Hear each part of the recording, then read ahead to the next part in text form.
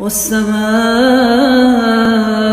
ذات البروج واليوم الموعود وشاهد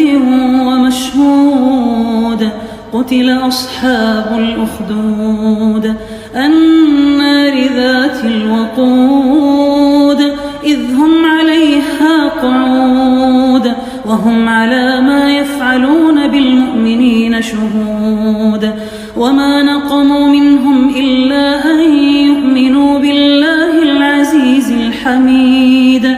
الذي له ملك السماوات والأرض والله على كل شيء شهيد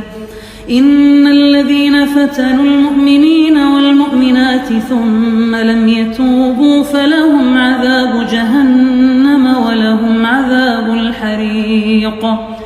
إن الذين آمنوا وعملوا الصالحات لهم جنات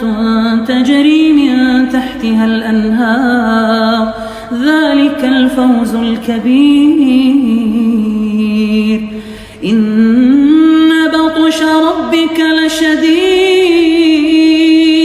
إنه هو يبدئ ويعيد وهو الغفور الودود ذو العرش المجيد فعال لما يريد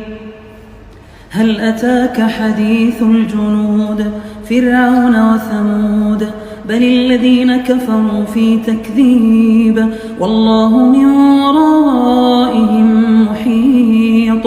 بل هو قرآن مجيد في لوح محفوظ